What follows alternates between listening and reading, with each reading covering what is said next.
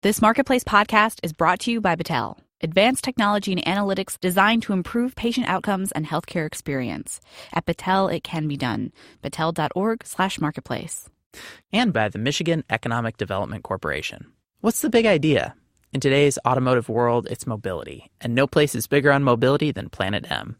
Michigan is home to 81 global auto suppliers, North American headquarters, or tech centers, and it also has the leading research spending to venture capital ratio in the nation, only adding to its manufacturing-friendly business climate. To learn more, visit michiganbusiness.org/planetm. Planet M, where big ideas on mobility are born. What if, just like a certain unnamed celebrity, we could consciously uncouple the economy from the fight against climate change? What do you think? From American Public Media, this is Marketplace.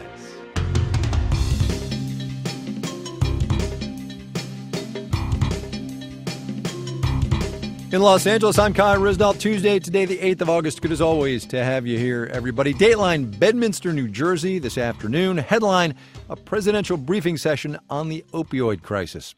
A report from a commission that President Trump set up to study that crisis cited data showing the number of overdoses in the United States from drugs like Percocet and OxyContin have quadrupled since 1999. Getting the money necessary to fight that crisis, though, has been tough and may not be getting any easier. Marketplace's Annie Baxter gets us going. National public health emergencies are typically declared for things like Zika outbreaks and Ebola emergency responses. That's according to Richard Frank, a health economics professor at Harvard University. What's different here is the opioid epidemic is this chronic problem that has been long in the making and, in fact, is sort of going to be long in finding a solution. Last year, President Obama signed the 21st Century Cures Act. It gives states $1 billion in grants over 2 years to address the opioid problem, providing for things like prescription drug monitoring and addiction prevention programs. But Frank says that was a small investment. He says the expansion of Medicaid under the Affordable Care Act has been more beneficial in fighting the growing opioid crisis. The Medicaid expansion is a critical tool, and I estimated that about $5.5 billion was spent on substance use treatment. He says it helped pay for things like the opioid overdose reversal drug naloxone. Republicans, including President Trump, want to repeal the ACA and shrink Medicaid. But in a nod to the severity of the opioid problem, a revised version of the healthcare bill introduced in June called for $45 billion to go to states for the crisis. The measure failed, and some senators thought the amount wasn't high enough. Jim Blumenstock with the Association of State and Territorial Health Officials says there are ways to help besides funding, which an emergency declaration could provide. Such as waiving standards or regulations that are not applicable in a time of crisis. The Opioid Crisis Commission recommended waiving a rule limiting the use of Medicaid funds for certain residential addiction facilities. I'm Annie Baxter for Marketplace. The White House has until next week to finish reviewing an interagency climate report, but the news really is out already. A draft of the scientific portion of what is called the National Climate Assessment was leaked to the New York Times today. The report states that climate change is happening, that humans are causing it, and that there will be dire consequences for the United States as a result. Among the report's findings is this Marketplace tidbit that fighting climate change does not have to mean cutting economic growth. From the Sustainability Desk, Marketplace's Jed Kim explains. Your word of the day is decoupling. See, once it appeared gospel that in order to grow our economy, you had to emit carbon. Factories burn coal, trucks burn fuel, all in order to allow us to increase our productivity. Nowadays, though, natural gas and renewable power has upset that dogma. We can have it both ways, and growth can occur as we clean up the economy. Mark Muro is a senior fellow at the Brookings Institution. He says 33 states have now effectively decoupled their GDP growth from carbon. So we've seen a true inflection point in the history of economies and emissions. And the rate at which we're decoupling has picked up steam. But that doesn't mean it can't be slowed or even reversed, says Josh Bivens. He's research director at the Nonpartisan Economic Policy Institute. We absolutely could see emissions and growth start to move together again in a destructive way. That would depend on policies enacted at the federal level. Ones, for instance, that would favor the return of coal power to dominance. In the draft of the federal climate report, scientists say decoupling is happening and it's helping slow down climate change. But There's nothing automatic that is going to translate this report into more aggressive climate policy. And policy has a very big role in whether emissions get reduced. My read is it's impossible to reach beneficial climate goals without policy. Michael Greenstone is a University of Chicago economist. He gets annoyed when too much attention gets paid to decoupling. Relying on market forces can help to reduce emissions, but it won't deliver the protection from climate change that the best evidence suggests is necessary. He says it's not just about improving the ratio of GDP to carbon. He says to stave off disaster, we'll need to reduce emissions drastically, no matter the cost. I'm Jed Kim for Marketplace. If you're a big company in this economy, you're doing all right. Profits are good, the big picture economy is strong enough, and job creation is pretty solid.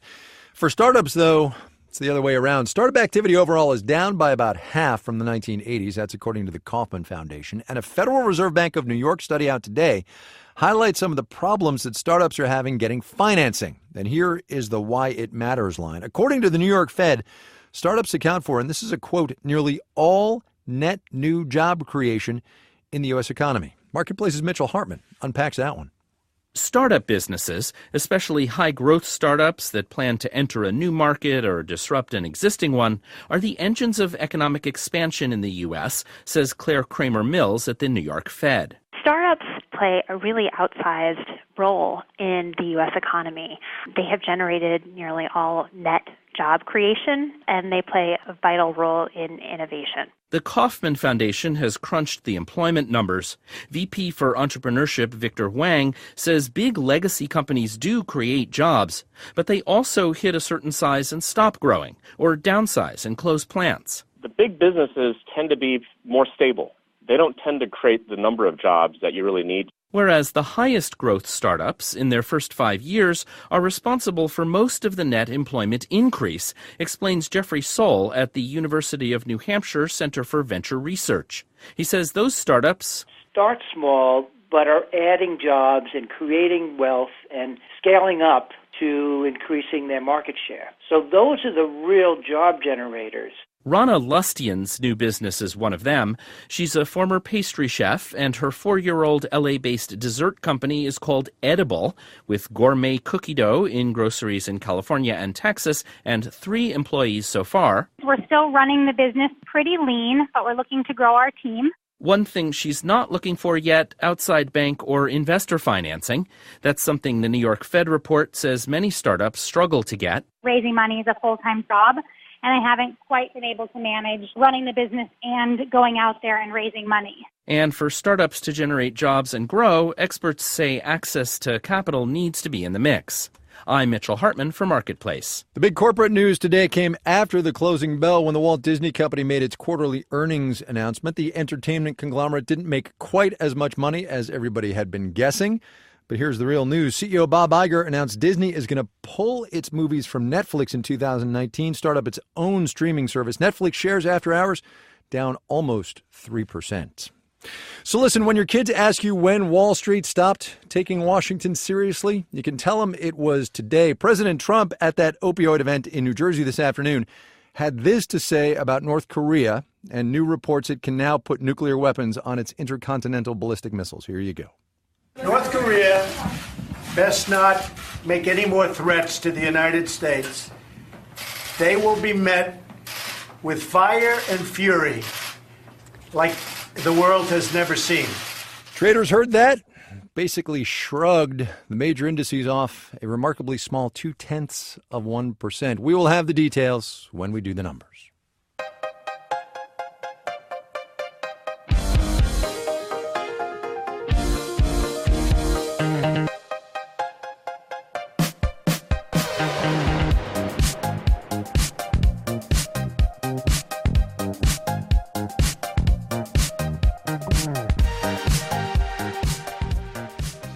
If you flip on the TV or you pull out your phone, and assuming you pay attention to the ads at all, you might notice a certain overlap of late between stories in the news and the ads that punctuate them about the sometimes tricky social and political issues right now in this economy. Marketplace's Tracy Samuelson has this look at global brands trying to align themselves with consumers' values on the way to their pocketbooks. A mother and daughter sit in the front seat of a parked car. Now, when you get pulled over... I'm a good driver. Okay? Baby, don't worry Hey, this is not about you getting a ticket. This is about you not coming home. This is a new ad from Procter & Gamble. Part of it's My Black is Beautiful campaign. It shows a series of conversations between black mothers and their children. You are not pretty for a black girl. You are beautiful, period. Okay? Every mom has the birds and the bees talk, but there was a very specific conversation that African American mothers have had over decades. So from the 50s to today, that is the same conversation. Christine Decker is P&G's Director of North American Marketing. She says this is the latest in a string of socially conscious ads from P&G. Over the last couple of years, the company estimates it's spent hundreds of millions of dollars across a handful of different campaigns that all address bias issues. After it tested this ad in a few small TV markets, it spread through social media, racking up about 5 million views in just 10 days. P&G still hasn't done a major TV campaign with it yet, but the company has found these ads work. A female empowerment campaign a few years ago from its Always brand of feminine products helped that business increase its market share by 2 percentage points. Everybody makes good, useful stuff now. And it's all, one click away on Amazon.com. Jim Nail with Forrester Research says making something that is fundamentally different and better from what everyone else is making, it's hard. And if you manage to do it briefly, you will be copied and you'll have a raft of competitors in very short order. So he sees an increasing number of big brands trying to connect with consumers by using this type of advertising. Ones that pitch a common set of values or focus on a societal issue like race, gender, or inequality. It's been a long time coming. Opportunity should not discriminate. The ball should bounce the same for everyone. That was a Nike ad. Heineken had a spot where strangers with opposing beliefs were paired up and given the option to talk through their differences over, yes, a beer. Well, I'm having a drink. I'm having a drink. Yeah. Beer. Yeah, beer and discuss. Of course, inserting your brand into sensitive and difficult conversations is risky. Companies can alienate consumers who disagree with the message of the ad, or they can just miss the mark. Remember that ad Pepsi pulled this spring after a big public backlash? It featured model Kendall Jenner leaving a photo shoot to join a group of protesters marching in the street. Then she hands a police officer a Pepsi while the protesters cheer. Here's Forrester's Jim Nail again. Pepsi tried to make their product the solution to the strife between the races. Which is pretty cringy. On the other hand, Nail says Heineken positioned itself as more of a facilitator, helping people have difficult conversations. So it took more of a side role as opposed to, the classic advertising approach is to make the product the hero. He says for this type of advertising to work, the product has to get out of the way. I'm Tracy Samuelson for Marketplace.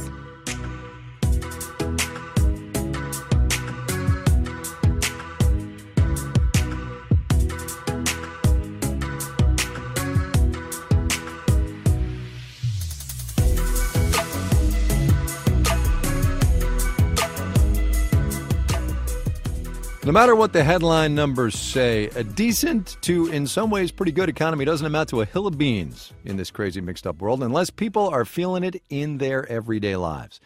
That's the idea behind our series, My Economy. You tell us your economic story, we put it on the radio. Today's dispatch is about something we all need and use every day, but probably don't think about too much. Here you go. My name is Jean Sabin, and I'm from Sacramento, California. I run wastewater treatment plants. I was going through my bachelor's during the recession, during the worst parts of the recession. If there's one thing I learned while I was at school, it was that the assumed constants can always change. So I knew that I wanted a job that I enjoyed, but would always have job security. It gave me the economic base to take a risk. I quit my beautiful full-time job and went to the bottom of the world. I worked at McMurdo Station in Antarctica. Something that really struck me is there's a walking trail out to Hut Point. You can look back and see the wastewater treatment plant, and you can only hear two things. It's the wind over the ice and the blowers from the wastewater treatment plant. So, I mean, there's Weddell seals out there on the ice, but like, I will always have a job.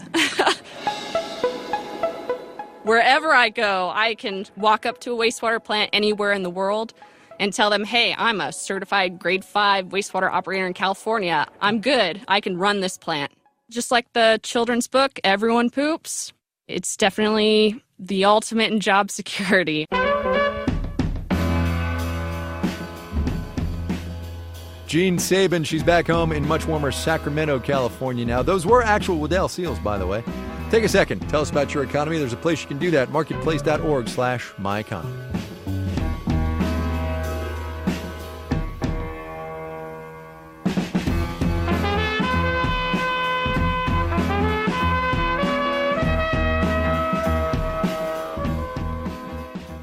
Coming up. Yeah, we are kind of the Match.com of intergenerational home sharing. Baby boomers renting rooms to millennials. But first, let's do the numbers. Fire and fury in a down Wall Street. Dow Industrials broke its 10-day winning streak, shed a 0.1%, about 33 points, 22,085. NASDAQ dipped 0.2%, 13.6370. The S&P 500 also gave back 0.2%, about 5 points. Finished things at 24.74. Financial stocks took the down elevator. JP Morgan Chase gave back 0.3%. Morgan Stanley unloaded about 0.7%. Bank of America down about 0.25%. Uncertainty helped keep healthcare stocks adrift. Aetna down 0.4%. Cigna reversed 0.2%. Johnson & Johnson forfeited 0.4%. Today, bonds fell. Yield on the 10-year T-note rose to 2.29%. And you're listening to Marketplace. This Marketplace podcast is brought to you by Michigan Economic Development Corporation. For generations, Michigan has led in putting the world into motion. As the future of mobility begins to take shape, it's positioned to do so even more with Planet M. Home to North America's most comprehensive real-world autonomous testing facilities, Planet M is where companies from around the world come to test autonomous and connected concepts under every road and weather condition. Michigan is also the dominant location for conducting automotive research, accounting for more than 75% of nationwide R&D spending. And Planet M is a hotbed for innovative thinking, with the largest concentration of electrical, mechanical, and industrial engineers in the country. A number that's growing thanks to Michigan's 91 educational and training institutions. If you're interested in helping forge the transportation of tomorrow, head to michiganbusiness.org/Planet M today. Planet M, where big ideas in mobility are born.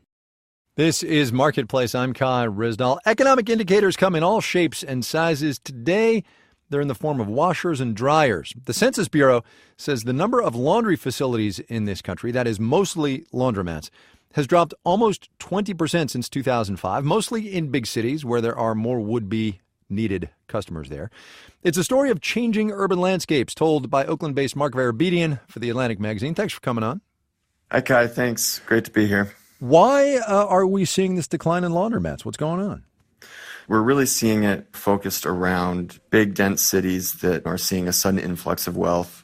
As developers sweep through these previously gritty, dense urban neighborhoods that are dominated by renters, the first thing they do is they put in apartments and housing with washer and dryer hookups.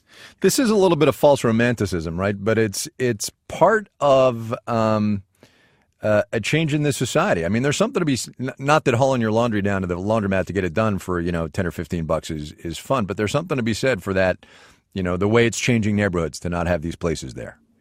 Laundromats have been a long-time urban staple, and it's funny, the pop culture depictions of laundromats is very present in a lot of people's minds. Seinfeld spun an episode around a laundromat. There's a kind of a classic 1985 film called The Laundromat, and you're right. I mean, they're kind of one of the few places where people from very different walks of life get thrust together. And, I think losing that, sure, there's maybe a bit of false nostalgia about it.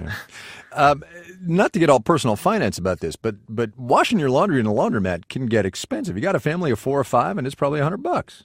Yeah, a lot of the laundromats around here, you're looking at $4.50 to $5 a wash, and if you've got a big family, that's over $100 a month easy. So is that $4.50 or $5 wash and dry, or is it $5 to wash and $5 to dry? As you can tell, I haven't been to a laundromat in a good long while.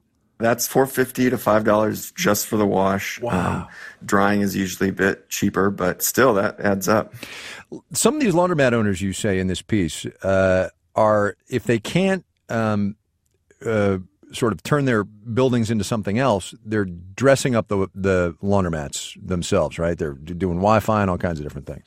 Yeah, there's this movement to make the laundromat more hip, which is kind of funny in itself. The coin laundry industry, they have a conference every other year in Las Vegas, and one of the talking points this year was, how can we make laundromats more appealing to young people where they want to hang out and, meet other people. And so they're trying to flip the script on laundromat. It's kind of been viewed as this downtrodden eyesore within the community, and the industry's kind of trying to shift that image. It has to be said here that there are people in this economy who need the laundromats, whose landlords are not going to put in the plumbing and electrical fixtures to get them washers and dryers, and who depend on these places that are now going away. The numbers are shrinking, particularly in neighborhoods that are seeing an influx of wealth. But sure, there's still tons of people that depend on laundromats. So that demand will still be there, I think. And, some of the people that I talked to said laundromats closing in their community makes them have to work harder to do their laundry. They got to walk further. They maybe have to go to a more expensive one, that kind of thing. Mark Vardabedian, he writes on laundromats for The Atlantic just now. Mark, thanks very much. Yeah, thanks, Guy. Great to be on the show.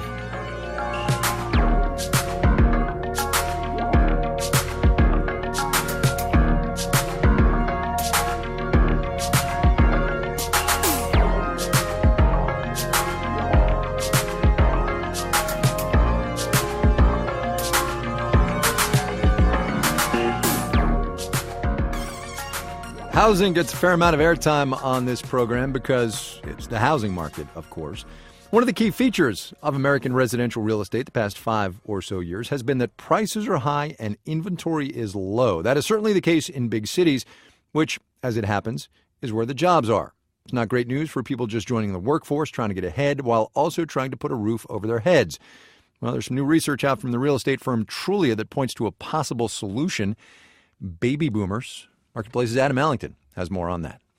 Trulia found that in the 100 largest metro areas, Americans 53 and older are sitting on some 3.6 million unoccupied rooms in their homes, rooms they could rent to help ease the current housing shortage. The housing market pressure on both older Americans and younger Americans is ratcheting up right now. David Widener is the managing editor for economic research at Trulia. He says since the housing bottom just 5 years ago, rental costs have risen between 25 and 50%.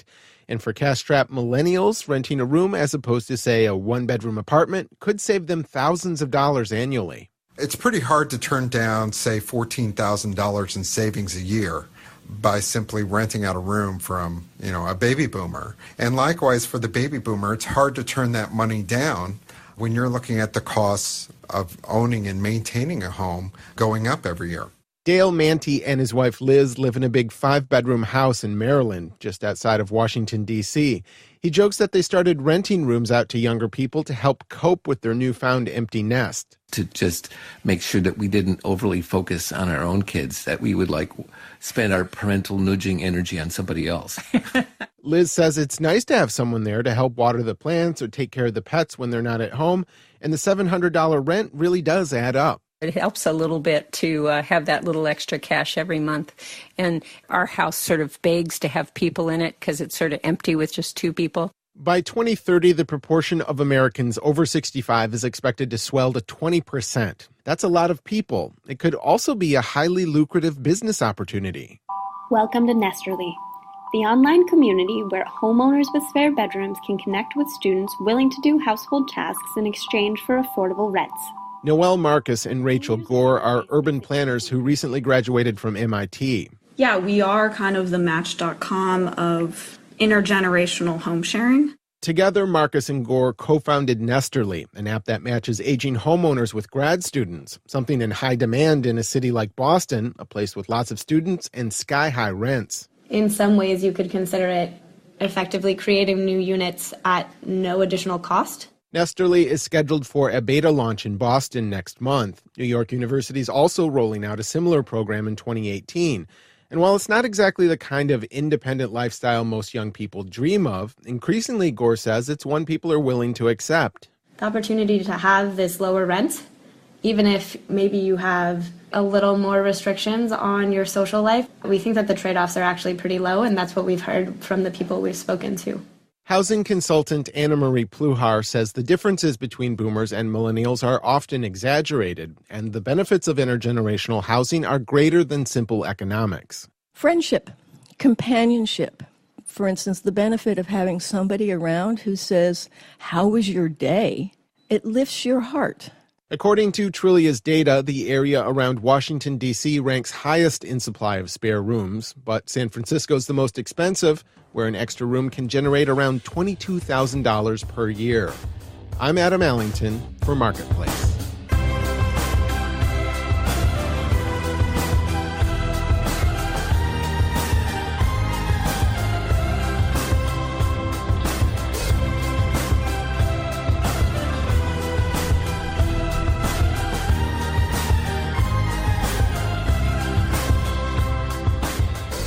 This final note on the way out today, a follow-up of sorts in which my mother and many, many, many others of you took issue with my interview yesterday about the American check-writing economy in this age of Venmo and digital payments. Quote in an email from my mother last night, "So, Kai, I and my generation are the cause of keeping the U.S. in the dark ages.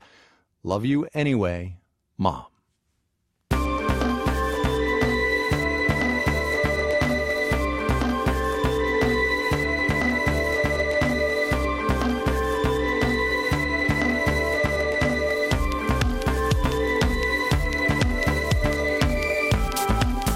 All right, we got to go. The Dow broke its 10-day winning streak today, down about 0.1%, 33 points. NASDAQ off 0.2%, 13 points. S&P 500 also down 0.2%, 5 points. Tommy Andres is the producer on our special projects desk. Caitlin Esch is the producer on our wealth and poverty desk. Our digital team includes Ben Heathcote, Sarah Menendez, Donna Tam, and Tony Wagner. I'm Kai Ryssdal. We'll see you tomorrow, everybody.